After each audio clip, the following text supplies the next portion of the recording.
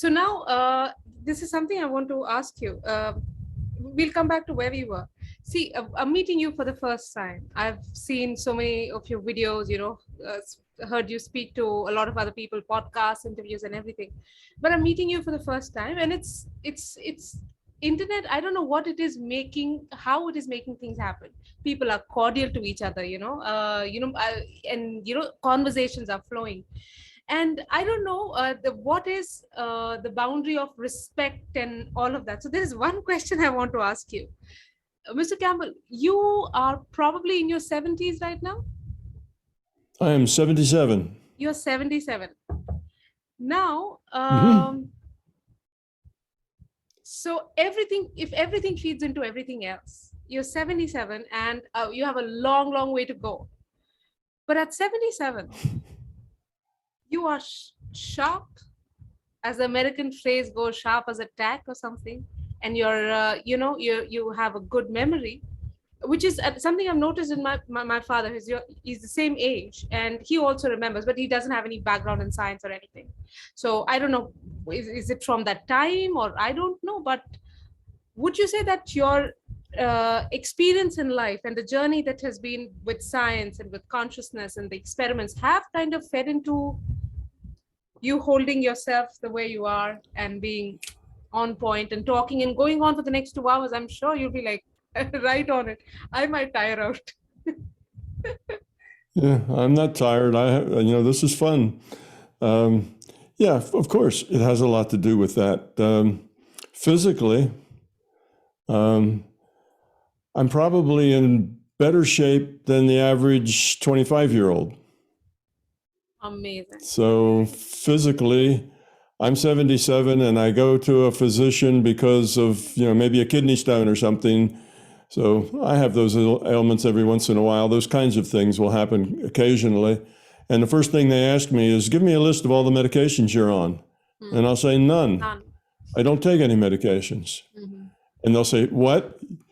That's impossible. Nobody your age, doesn't take medications. You certainly must take some, but I don't. I'm healthy. I'm fit.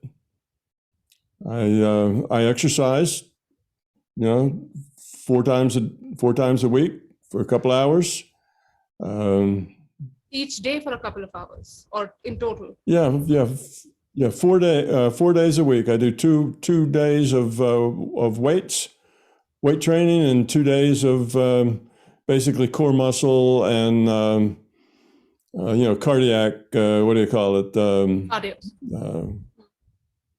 Yeah, your audio is getting a little funny here. Uh-oh. Better? Yeah, that's better.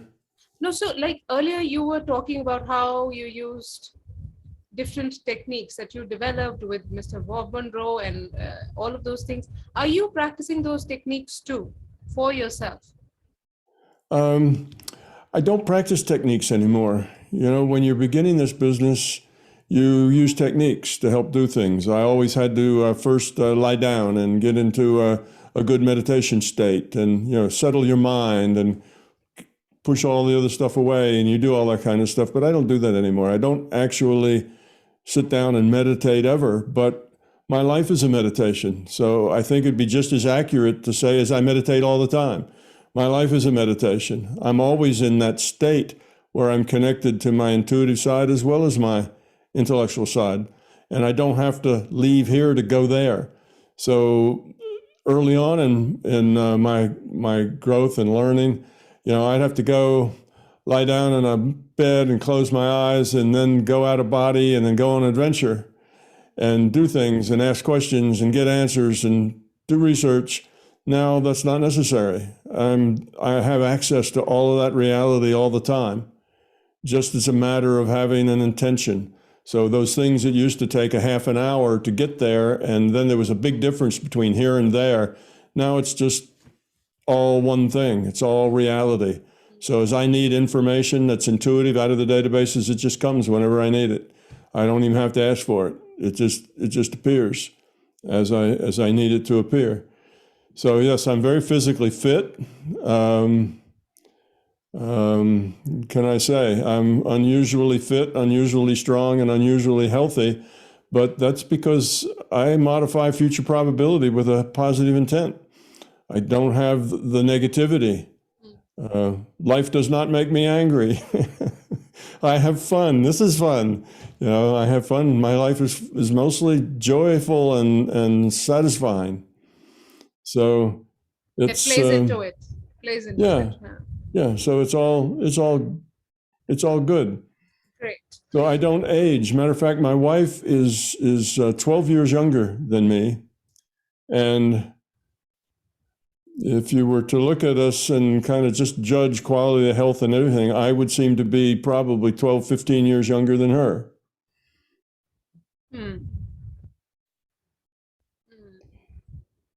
Amazing. So, yeah, this is something that I wanted to ask you. One of the things I wanted to ask you, since I, got to know about your work and everything. So, okay, coming to consciousness. Now, I want to really let's see how basic we can get. You say one thing, which is consciousness is an information system. Now, what if you can just unpack for us, for me, what is information? What do you mean by information? And what do you mean by system? These are words, they're most common words to be found. Maybe even if you put them together, you get a sense of what is being spoken. But you're using these words together specifically to describe what consciousness is. So from that point of view, can you just tell me what the meaning, the explanations of these two words, information and system? Okay. Not sure exactly where to start. There was a whole bunch of little questions were in there too. Let's talk about information, and that consciousness is an information system. So I'll try to make that more reasonable to you. What are you conscious of? What are you conscious of now? It's what your sense data is aware of, right? You have sense data. You have 5 senses. You hear, you see, you feel, you smell, you touch, you taste. I forgot that, did touch twice and left taste out. So you do those 5 things, and that is the information you gather. Your senses gather information. So a photon bounces off of a tulip and then bounces into your eye and you see a tulip. You're just collecting data. You're collecting information. So let's say we turn all your senses off. We turn all 5 of your senses off. What are you?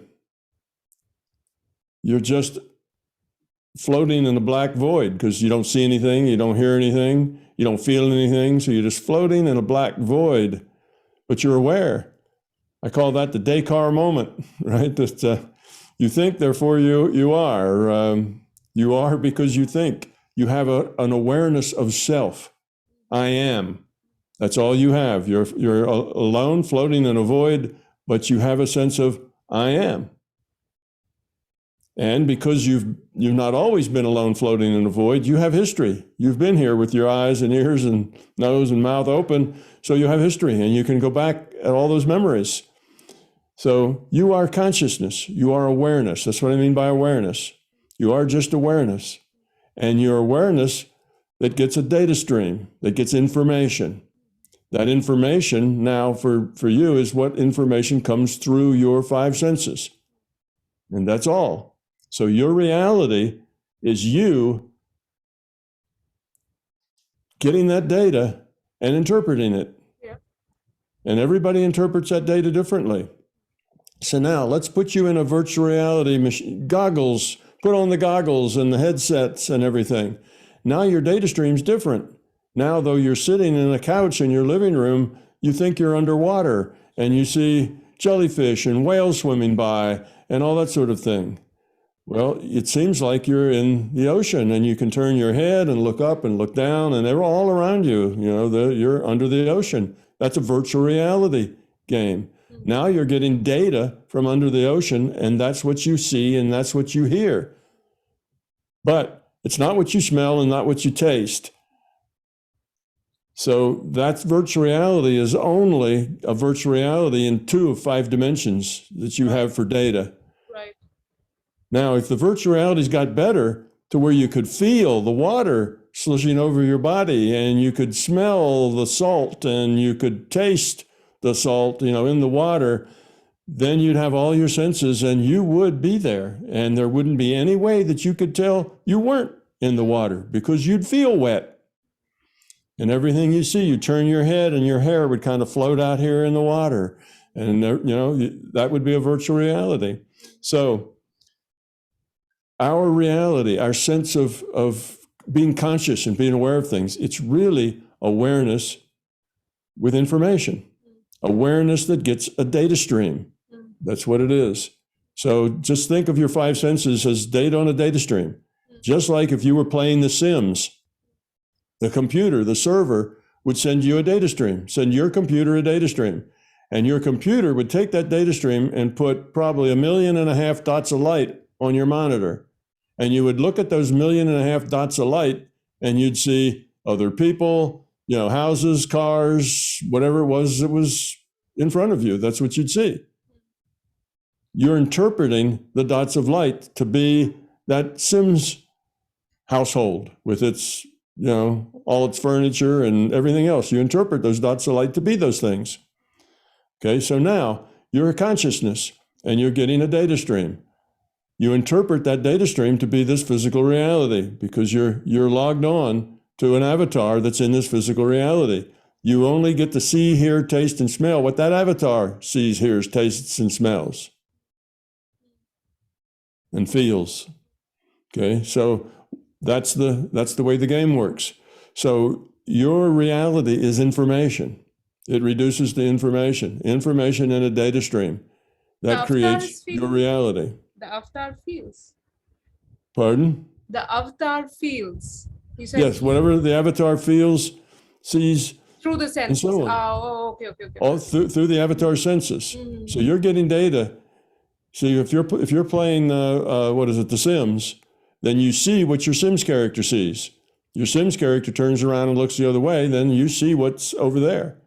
You see and hear what your Sim character sees and hears, right? When you're playing that video game. Yeah, I've never played that. I only have a little idea. But what about pain, Mr. Campbell? What about pain? It's a game, and I'm aware that it's a game, right? I'm aware it's a game. I know it's a projection, something. It's not me. I have that separation, right? So I know if, let's say, I run into a wall or bump against something, will I still feel the pain? Sure, you feel pain because there's a rule set. You have to understand how this reality works. Reality has a rule set, just like The Sims has a rule set. World of Warcraft, all virtual realities have a rule set which define exactly what can happen and what the rules for causality are. That's the rule set. So they define what's possible and what the causality is. So because your avatar has evolved with this in this reality frame, this virtual reality is an evolved virtual reality, not a programmed one. So your avatar hits itself on the thumb with a hammer while it's trying to hammer in a nail. Okay, the rule set then says that the rules are biology, chemistry, physics. Those are all the rules. So biology says that you're going to smush some nerves and you're going to feel pain. Now, if you were playing a video game and you were playing an elf and your elf was fighting a barbarian or some kind of thing and you get hit, well, you don't feel that because you're only hooked to the hearing and the sight. Your virtual reality is only a hearing and sight. So you don't feel pain when your elf gets smushed by his opponent.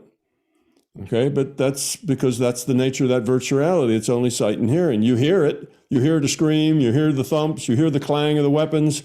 You see the fighting, but you don't feel anything because you're not connected to the virtual reality that way. But we're connected to all five senses of our avatar.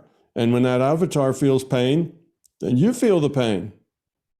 When that avatar sees a horse, you see a horse. So you get whatever it is. So that's the rule set. The pain's part of the rule set because you smush nerves.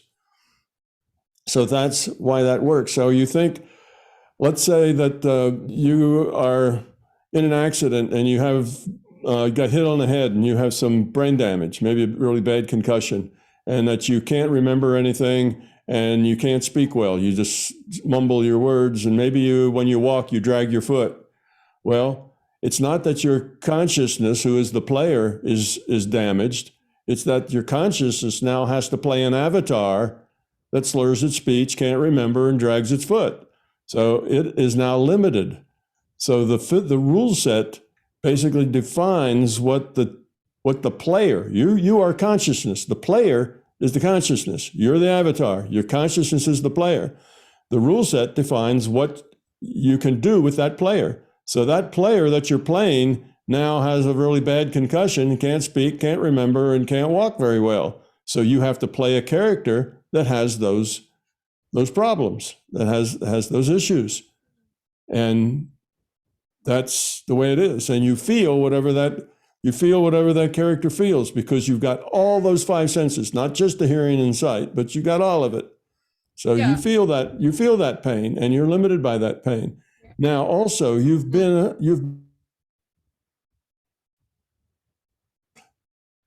and you started when you were logged on without any memory. You just got logged on with the level of quality of consciousness you had evolved to at that time. So you have different lifetimes, and you keep evolving the quality of your consciousness, and you've evolved it up to this point. Now you go log on to another avatar. You start with that quality of consciousness, but you start with no intellect. You start with no memory. So as far as you're concerned, you go back in your memories, the only thing you can remember is the experiences you've had with that avatar. So you think you are that avatar because all of your experiences are the experiences of that avatar. So you believe you are that avatar because you have no experience of anything else other than being that avatar, you see? So that's kind of how the balance works. Okay, so what is a system? A system is just a lot of piece parts that all work together for one purpose. We'll call that a system that has some kind of purpose to it, something it does. So you can have a system, your automobile is a system that you drive around in, and it's got all kinds of piece parts and things that they do, and they all have to work together to make an automobile that drives around. So think of your automobile as a system. Now, this is a consciousness system. That means it's a big piece of consciousness, and it started from nothing more than an awareness that it could be this way or that way. Mm. That's it. And then it developed from that. Well, this way and that way is like a 1 and a 0. And if it can be this way and that way, that means there's time, because first it was this way, then it was that way. So time is part of that. It's aware. Now, if it can be this way, that way, then it can be this way, that way, that way, or this way, that way, that way. It can build patterns of this way, that way, or patterns of 1s and 0s. And then it can give meaning to those patterns. It can do, those patterns can be counted, and it can have numbers, and it can create arithmetic and mathematics out of those 1s and 0s. So it evolves, and it evolves by lowering its entropy. That means creating information. Start with this where it started, this field of information. Start with it. All the bits are random. Then there is no information. All the bits are random, no information. So then it takes those bits and does something purposeful with them, orders them in some way, makes a pattern. Now that pattern can be given a meaning of some sort. Like I say, then you develop that. If you can do a pattern, then you can do a pattern of patterns, and a pattern of patterns. And then you can take that 1 and that 0 and just alternate them, 1 0 1 0, and make a metronome. Now you've invented regular time. Now you can make sequences of patterns. And this keeps growing. So the more that you can create and make order, you're lowering entropy. You're creating information, creating order out of randomness, and you're lowering entropy, which is your only big motivator. That's what motivates you, is that you need to lower entropy. If you don't lower entropy and you raise entropy, well, you might end up back at everything's random again, and your information system's dead. It's gone away. There's no information in it anymore. So lowering entropy is the thing you want to do. So you need to keep creating more and more significance, not only just random patterns, but significant patterns that mean things. Mathematics is a natural thing for it to create, because there's meaning there. You can count and group. And so it does that until it gets to the point that its rate of evolution slows down because it's just one monolithic thing doing this, one monolithic thing. So then it breaks itself into pieces, just like the cells did, and it now becomes multiple things. And it gives each one of these subsets of itself free will. It also has choices. That's all free will means, is that you have a choice. So they also have choices. Now you have the original thing and a bunch of other things like it that are just subsets of it. If you're into computers, you'd say that those subsets were virtual machines inside a bigger machine. I don't know if that rings resonance with you, but that's kind of computer speak, where you can emulate a computer inside a computer. And anyway, so you have these little virtual machines, or these subsets of yourself, and I call those the individuated units of consciousness. And now the interactions, the possibilities are huge, because you have things with free will all interacting with each other. Okay? Now, what you have is that's a virtual reality. It's about to become a virtual reality, because virtual reality just means that it is a set of rules by which people have to interact. So the first virtual reality was communication protocols. How could these things communicate with each other? Okay, so that had to be worked out in certain rules. Syntax, vocabulary, whatever has to be worked out, and that's a rule set. That's the first virtual reality. Consciousness is fundamental, but this now is a virtual reality in which consciousness is interacting by communicating. Well, just communicating in this big chat room where everybody's connected doesn't stress your choices very much. It's a very mild and a very narrow band of choices that you have. So the system realizes it's growing, and it's making different combinations, and it's lowering its entropy, but not very effectively. What it needs is another virtual reality that has more consequences, better choices, moral choices, ethical choices, choices between right and wrong. You see? So it gets a set of rules together, rule set, and it gets some initial conditions and says, all right, when I start the clock, the initial conditions will change according to the rule set. All right, we do that. Well, that didn't work out too well. That only went so far, and it dead ended. It blew up. All right, let's change the initial conditions and change the rule sets. Do it again, and do it again, and do it again. Trial and error. Eventually, those rules have been created in tune with each other. All those rules, all right. Okay, that worked pretty good. It was pretty stable, but let me dial gravity. That's one of those rules. So let me dial gravity down just a little bit more. That's better. That's more stable. Now let me dial that up a little. That's why we end up with those 5 constants that all are within 8 decimal places of each other, because this reality wasn't programmed. It evolved, and it evolved through lots of trial and error before it finally got something that was able to be stable long enough. So then the rule set is what we call science. What scientists do is dig out the rules, try to understand what the rules are for this reality.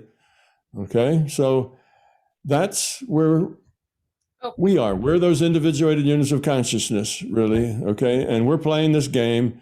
And the reason that we want to log on here is because now the choices are much more dramatic. They're much more meaningful choices if we make the choices of these avatars. Because before it was just, what are you going to say? What are you going to reply? It was just communication in a big chat room. There wasn't anything that really helped us develop our potential. We became very good chatters, but that's it. All the rest of our potential wasn't actualized yet, because we didn't have anything that required us to do those choices. So we go log on now to these humanoids, Homo sapiens that are walking around, and to the other things too, to the other animals. Animals are conscious as well as us. And so we log on to these people, and suddenly we've got life and death choices. We either figure out how to feed ourselves or we starve to death. We have families, we have children to protect. We've got all sorts of things that are not just in a chat room, but life and death experiences to us, because we believe we are those people. Remember, we log on and don't remember anything but that. because that's the way we log on to this. So anyway, we do what most people do. We do the easy and the quickest thing that gets us what we want, and that's a poor choice. We see somebody else that has food and we don't have any. Well, we're bigger than they are. We just slap and take it away from them. And that's a wrong choice. That builds up fear. That builds up a lack of trust. That builds up a lot of negative things. But you have to grow up, and you can't start at the top to grow up. You got to start at the bottom. And there's a 10,000 bad choices for every good choice.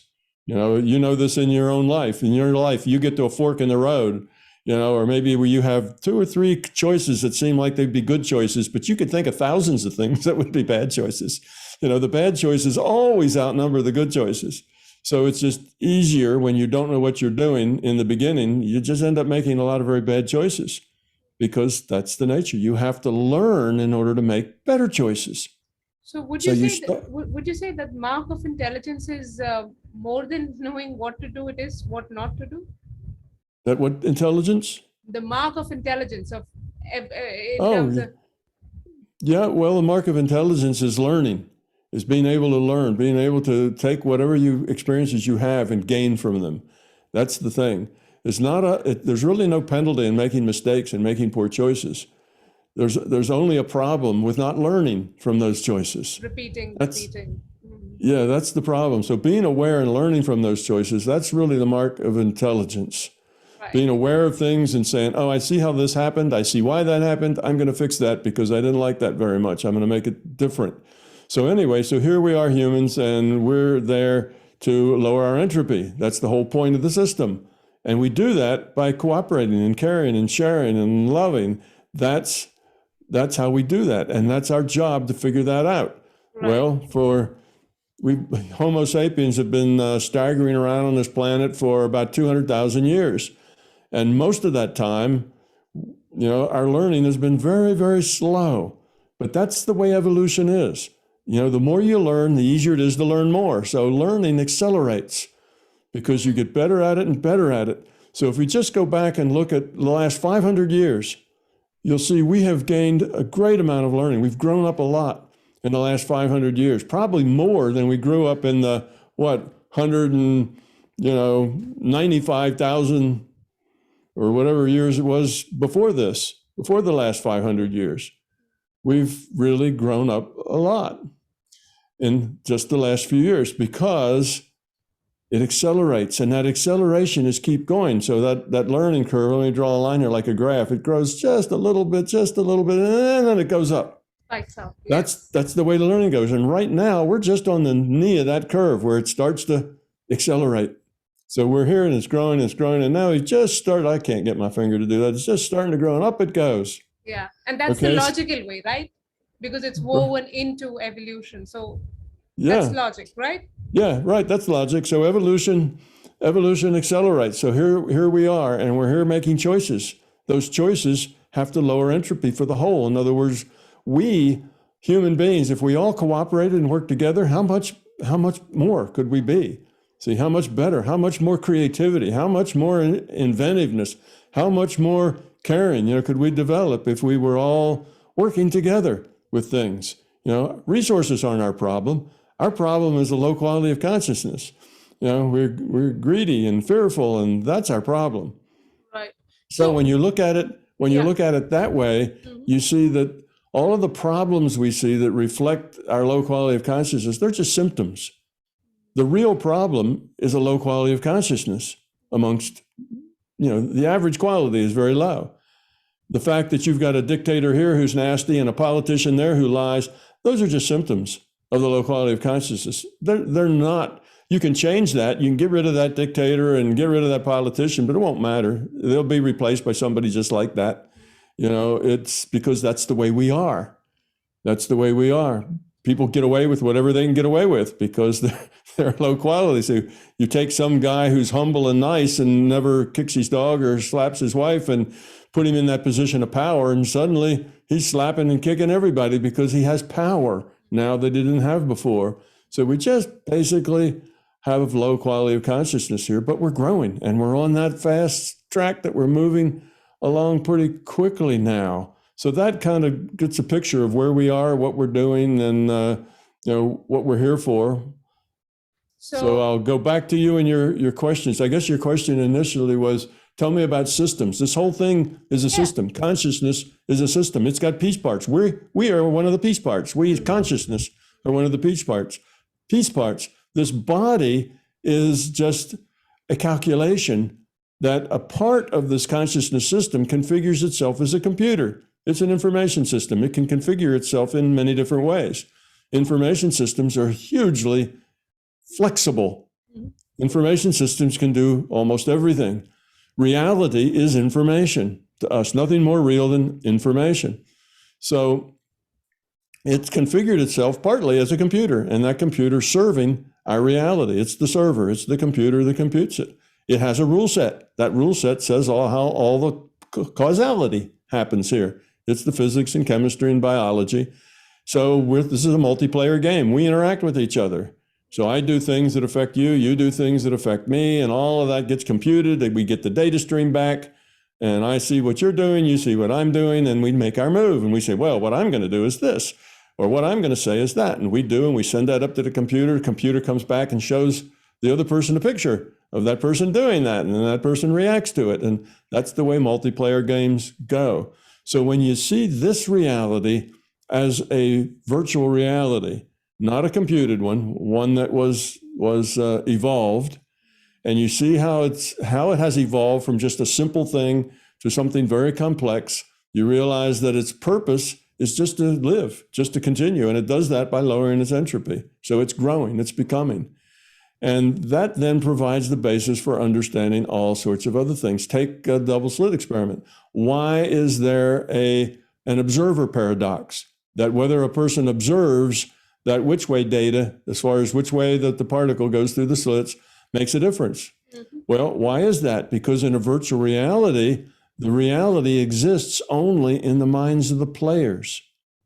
It only exists in the minds of the players. You have data, you have a computer, and you have a bunch of players, and the computer sends information out to the players interpret that information, make their actions, send it back up, the board changes, and the virtual reality exists only in the minds of the players.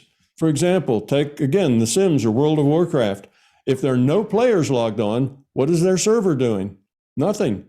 It's not just spewing out information into the void. It only creates information when there's a player. If there are no players, there is no reality. There is nothing being computed. The computer just sits there, doesn't do anything. A player comes in and the player logs on, and now the computer starts sending that player a data stream to show what they see and hear. You see, and then they play their game. So because the information only exists in the minds of the players, this is a virtual reality. So if you want to put a new particle in this virtual reality, if you want something to be here, it has to come in through the mind of a player. In other words, something has to happen, and the player has to be aware of it. That's the only way it can get into the virtual reality. That's why you have the paradox of consciousness seems to affect the state of the outcome of the double slit experiment. Because if there is no player, there's no way to change anything, to add or take anything away from the virtual reality. That only happens through the awareness of a player. So see, that makes sense. Now, what about the speed of light being a constant? Well, in a virtual reality, everything is pixelated. Everything is in terms of little chunks, right? That's the way digital computers work. So your time comes in little delta t's, and your distance comes in little delta x's. Okay, now, as fast as you can get through any virtual reality is you can move one pixel in one delta t. You can't move any faster than that. You see, if you went, let's say, 2 pixels in a delta t, well, then you would be teleporting. You'd be disappearing here and appearing 2 pixels over. You see, but for continuous motion, and this virtual reality is one setup for continuous motion, then as fast as you can go in any virtual reality is 1 pixel of distance for 1 increment of time. Can't be any different than that. So that's the speed of light. And that delta x is called Planck distance. That delta t is called Planck time.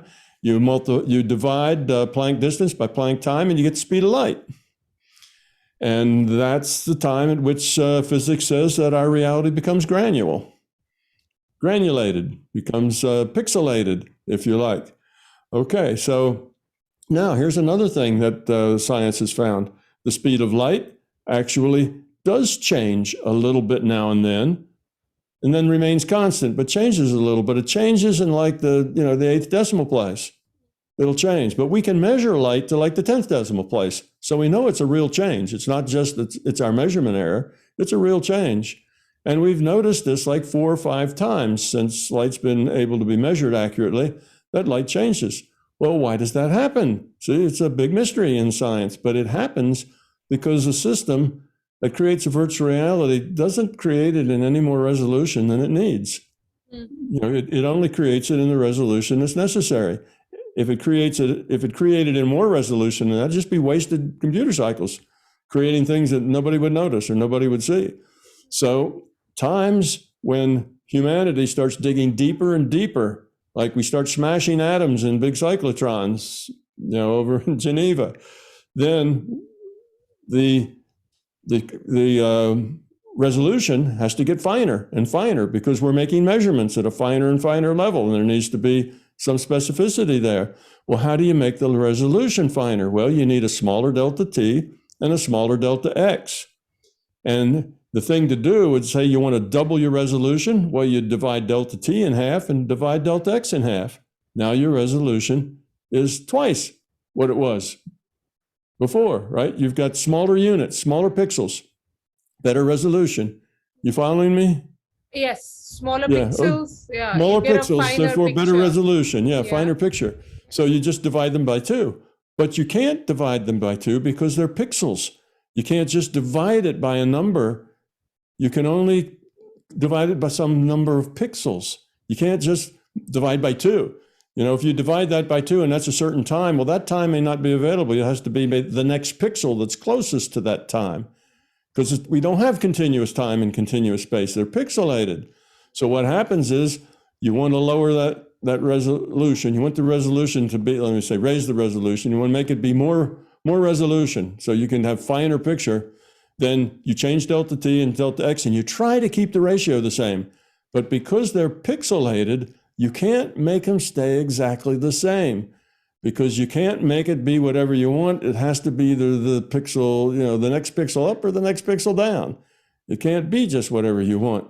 So there's going to be a little bit of change in the speed of light when you try to change that ratio or change the delta x, delta t to. So the reason that we have 4 or 5 times seen c, the speed of light, change down at that 8th decimal place is because the system had to increase the resolution because we keep making finer and finer measurements, and it tried to keep the speed of light the same as best it could, but it can't do it exactly because it's pixelated. So that tells you about the level of pixels where it's working. It's working at about the 8th, 10th decimal place. Down in there is where it's working now. Now, the Planck length and Planck time are much smaller than that, so it could go much deeper. But in this simulation, it's a smart computer, and it only uses the resolution it needs. So some parts of the simulation, it doesn't need much resolution. If we're not atom smashing, we don't need things to the 8th decimal place. So it doesn't compute them to the 8th decimal place. It only computes them to what it needs. As it changes, then we have to change things.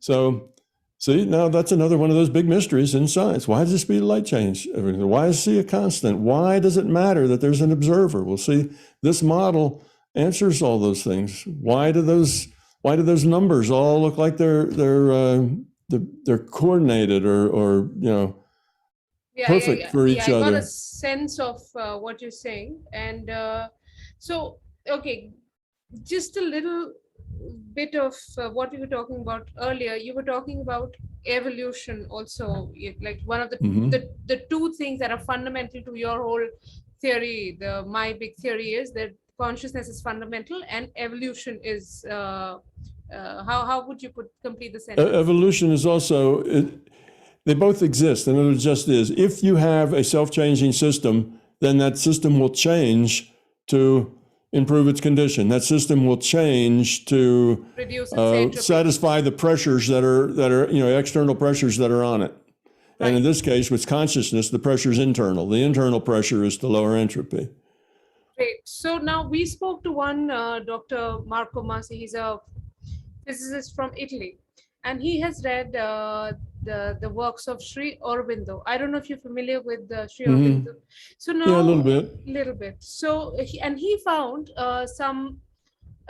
Like something to the point of saying that in Sri Aurobindo's writings, he found hints of what quantum physics is saying and say things that it's not able to very properly explain, something to that effect. And Sri Aurobindo had something to say about evolution, which was that evolution has a goal, that there is a design. And it's not just about random mutations and natural selection, even though they play a role. Now, I'm quoting him as he told us when we had an interview with him. So I wanted to know from you, as a physicist, what are your thoughts on evolution? Well, yes, obviously it has a goal. The evolution of consciousness goal is to reduce entropy, period. That's what it does. That's called evolution. If it raises its entropy, that's called de-evolution. So evolution does have a purpose and a goal.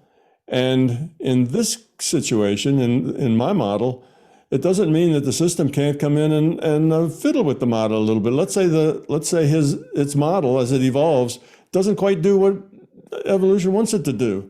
Well, it can go in and change it a little bit. It's not stuck. It can change the results. We do that when we do these kinds of models in computer science labs. If they don't come out the way we want, we go back in and fiddle a little bit until we make them, come out the way we want. So evolution definitely has a purpose. For consciousness, it's to lower entropy. That's the fundamental purpose. And from that purpose, you get then downstream in the logic says, well, it's to become love. You see, that's the purpose. But that purpose, that's just a logical consequence of lowering entropy. That's not, it's not like its purpose is to become love. It's just that becomes what happens when you lower entropy. An eventuality. Yeah, that's a result of its purpose. Its purpose is to lower entropy, but the result of that, how we do that, is through cooperation and caring. That's how we lower that entropy. So yes, it does have a purpose. Something is working toward. Now, evolution is an open-ended thing. It doesn't have an ending. It's an open-ended thing. What if there Things is that evolve, one day? What if entropy? There's no entropy. Will there ever come a time? Yeah, no. Well, a couple of reasons why. You won't get to no entropy, either the system or you as a person, because there's two things. One, that is seen as like an impossibility to get to, and you can't lower entropy to zero. And the reason for that is that once you get it close to zero, okay, you have to keep putting energy in to keep it that way. You still have to keep working. It doesn't just stay there. You don't put it at zero and then it stays there. That always requires a lot of energy. And what that means to consciousness is if you grow up and you evolve and you become love, and if you stop working on that, it's not going to stay that way. You start to de-evolve.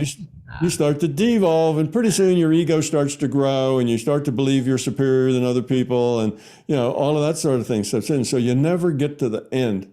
You always have to put in effort to lower your entropy. And if you ever quit, well, then your entropy just naturally goes up, because that's the nature of entropy. It just naturally increases all by itself. So no, you never get to quit. So that's the thing. Now you can kind of approach it asymptotically. You get closer and closer, but you still have to keep putting in effort all the time. Now with consciousness, the way you put in effort is to learn and grow yourself and to help other people. And when you start this process, it's mostly about you growing yourself, because you're really not that much help to other people until you grow up yourself. So it's about yourself. And then as you get more grown up, it's more and more about other people and more about helping. But you still grow up. I mean, you're still growing and learning, but most of your energy now is focused on helping and helping other people grow. So that's just the nature of it. So there is no ending. It Right. just goes on naturally. Now the system itself, consciousness system, that's just a normal natural system. It's not a supernatural system. It's just a natural system. It's not perfect. It's not infinite. It's not, I don't know, what can we say? It's just not supernatural. It's just a natural system trying to survive like systems do by lowering its entropy in this case. So it evolves into new possibilities. Now, could you ever run out of possibilities? Could you get to the point where you tried everything and there just wasn't anything else to try? Well, No. not actually, because what happens is the more you learn, the larger the set of possibilities are. The possibilities just keep growing. As you evolve, you don't use up probabilities. It's not like there's a fixed amount of probabilities that you can evolve into. The more you grow, the more you just generate more and more possibilities. Look at technology. Technology evolves just like anything else evolves. And here we are now with computers and internets and stuff. Look at all the new possibilities that just got generated because of this evolution. So evolution's like that. And we evolved as humans. Once we, got out of the trees and stopped eating just bananas, we ended up being able to do other things. We started to build things. We started to make technology. And it just keeps getting more and more. So the more you learn, the easier it is to learn more. The more you evolve, the more possibilities you have to evolve into. So it's not going to run out of things to do. But, Right. it is a finite system. It's not infinite. So you could say that perhaps it would one day run out of things to do, but it would have tried everything, but probably not. And it's probably so far down, as to practically be at infinity. Yeah, it seems like every interaction yields something. So as long as Yeah, interactions keep on happening, something right. new will keep coming out. This is, Exactly. yeah, one logical draw from what you're Yeah. saying. I think, yeah, I have one last question for you, Mr. Campbell. Oh, Um, come on. Not just one last question. There's bound to be 4 or 5 or 6 or 10 last questions. I'm sure of it. I'm sure of it. Go you can ahead. you can just the question that is now that I'm going to ask you, I think will give you a chance to just say everything that you'd like to say. Let's see. So I would want to know, with all your experiences, your with as a physicist, as an author, an individual, as consciousness expressing itself as it is through you, what are your thoughts on truth, beauty, and simplicity? Some Ah. practical insights on these Oh, subjects. all Because those I things are see very, because I see a lot of scientists using these terms. And when I was growing up in school, this is not what you associated with math or uh, science in any form. But people now, the scientists of a certain caliber, of a certain order, certain level, that's how they define their sure, field. Yeah. sure they do. And, even when I was in school, which is, many, many decades ago, I was told even then that, we have a thing called Occam's razor. I And know. Occam's razor says that if you're talking about something fundamental, Yeah. then and you have different theories, the one that is most likely correct is the one that's the simplest, Yeah. that has the fewest assumptions. Yeah. And that has been a tenet of physics, from when I first started physics. That was an idea that fundamental truth, things that are fundamentally true, not necessarily logical, extrapolations into various things that they can get very complex, but the stuff that's fundamental needs to be simple and elegant. Mm. If it's terribly complex, it's not fundamental. It's something else. And Albert Einstein said he had a couple of quotes about that, but one of them was a story about how, as he got new theories and was trying to work out his theory of relativity, he'd talk to a family member. It was maybe a niece or an aunt or something like that. And he talked to this lady who was not a physicist at all. But he said that if I cannot explain it to her such that she can understand it, then it's because I don't understand it myself. That if I really understood it myself, I could explain it to her. Right. And that was his thought. So as long as you're all wound up into complication, then it's not that that's not necessarily true. It's just not necessarily fundamental. Mhm. Fundamental truths are simple. Simple. And we call these simple truths beautiful. We call them elegant because they're just so profound. You see, that, and they answer a whole host. They put a whole lot of things. Life is a puzzle. It's got all, it's like a jigsaw puzzle with 10,000 pieces in it, a really hard jigsaw puzzle. That's the way we see life. It's complex, and it's all such that we just don't know what it means and what it's doing and why it's like the way it is, and it seems very complex. But when you understand the fundamentals, then all the pieces fall into place, and it's simple. It's not all that complex. If you just understand a few basic things, everything else becomes easy. It all becomes easy. And and I call that beauty. That there's beauty in that. There's beauty in that simplicity, and there's beauty in that elegance, and beauty in that sense of being, of meaning that is so broad and so deep at the same time. And yes, that's fundamental truth. That is just the way it is, and it's fundamental truth. So it's the same. It's exactly what you're saying. Like, I've spoken to them and say sometimes they want to pull their hair out. Like, they feel that something is waiting for them at the corner, at the next turn, and then they turn the corner, and there is a strong pull. And when they find it, say it's a connection between patterns or something, whatever it may be. But when they find it, and even in life, we see certain things just fall into place. It gives you a sense of, I don't know. In life, I don't know if we call that beauty, but it makes sense, I guess. Yeah, it feels right. It's rightness. Yeah, it feels right.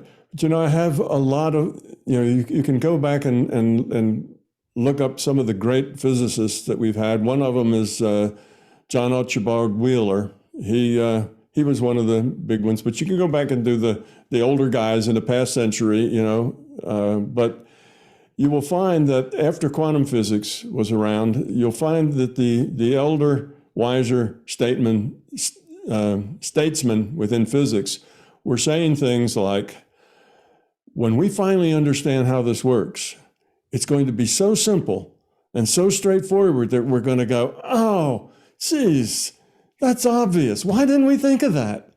That's the way it's going to be. Wow. They're saying it's not going to be some vastly complicated thing with 20 pages of mathematics. Says that's not where the answer is. That's just wandering off in logical, consequences. Says where we're going, what we need is another paradigm, another way of looking at reality. And when we get that, we're going to say, oh, why didn't we think of that earlier? That's so obvious. It fits. And I think that's where we are now. And I think most physicists, particularly the ones that are in quantum physics and particle physics, because they're the ones that are likely to say, yes, this reality is information-based, but they don't know what to do with that. They don't know how to do anything with it. Just like the early quantum physicists had no way to do with, nothing that they could imagine, with the fact that particles are really probability distributions. They don't really exist until they're measured. What do we do with that? And they had no idea. And science now has been waiting for almost exactly 100 years. It was like in the 1920s when quantum physics came together. Now we're in the 2020s. We're 100 years later. And most all the traditional physics are still in that same place, banging their head against that same wall. Yes, we know, reality is information-based, but how can I turn that into a science? What do I do with that?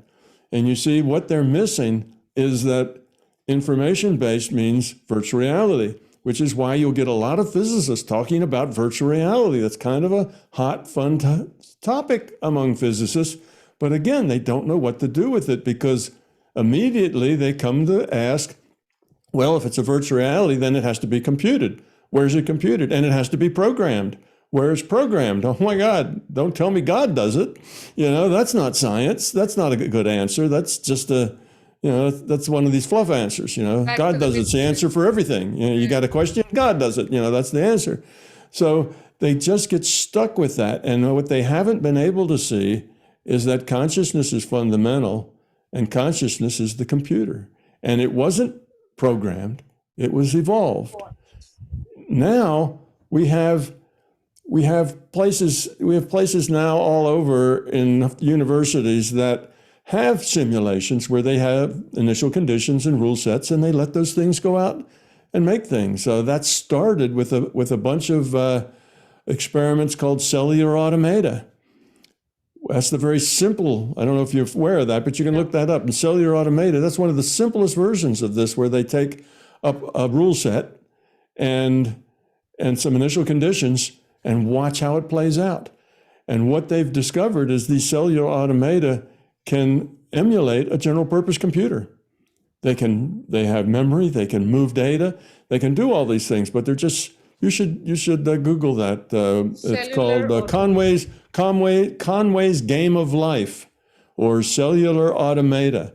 And you'll see that it's just initial conditions and a rule set, and you let it go and see what happens. So that's been around now for 30 years or so. And that is what I describe in my book as not a geometric fractal, but a process fractal. The rule set and the initial conditions set up a process. The rule set is the process, and the initial conditions are the things the process works on. You see?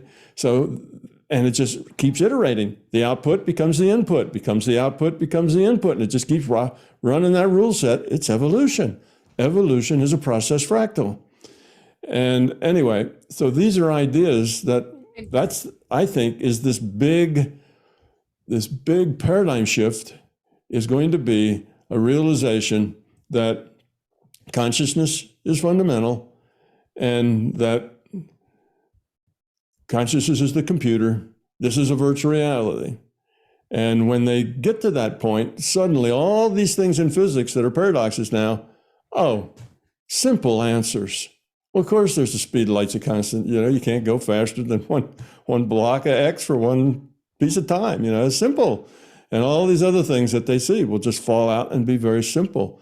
But paradigm shifts are hard to get past. People just can't see them.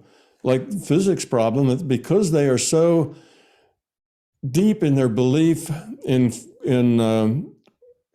determinism and materialism, then really closely studying the paranormal things, they won't do it. They won't do that. That's pseudophysics. That's woo-woo, and they can't actually study that because it's not objective.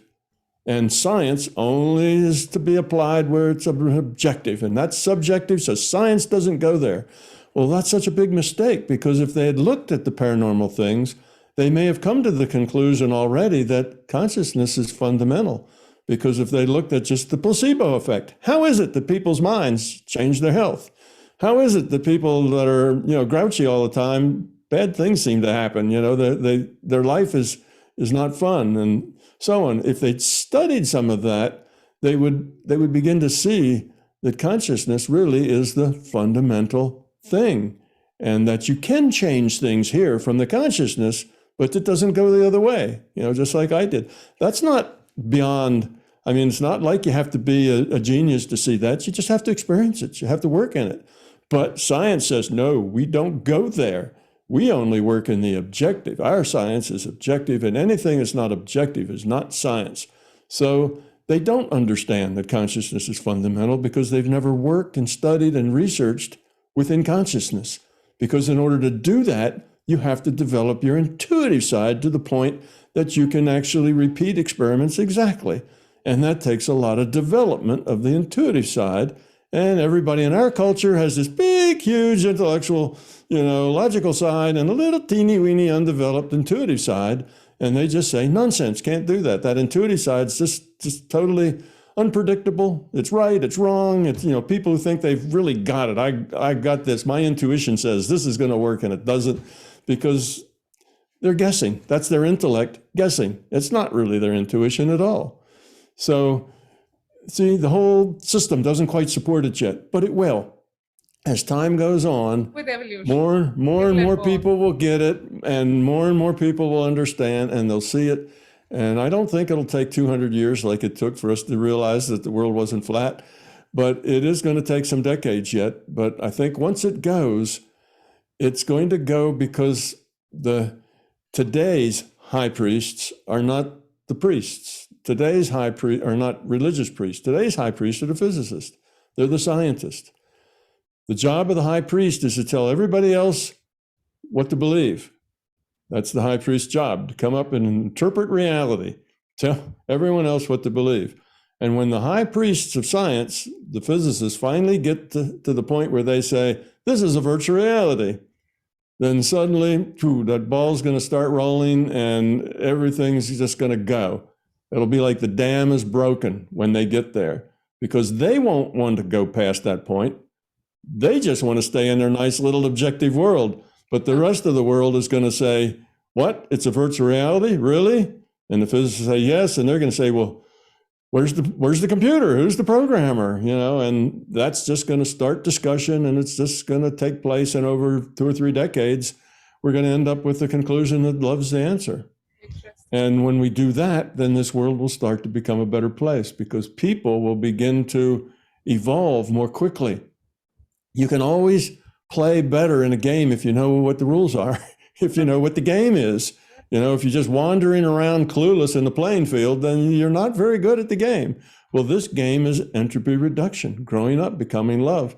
And once people realize that, they'll be so much better at it. They'll work that way. They'll grow. They'll look for change. They'll stop being so angry and upset and pointing their fingers at blaming other people.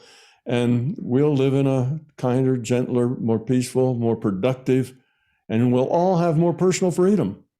We'll all be able to do lots of things. Follow our love. That'll be easy. You don't have to just slog it out making a living so you can pay the bills. You'll be able to choose all sorts of things to do, because when you have a society that is everyone in it is trying to make everybody else in it, have what they want.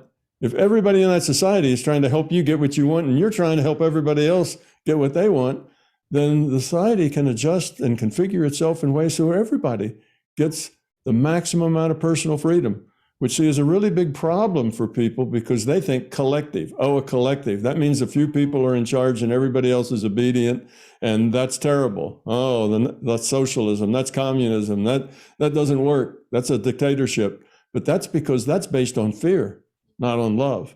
That's a fear-based thing. On the love-based thing, everybody wants everybody to succeed. Everybody wants everyone to have fresh water and a good education if they want it.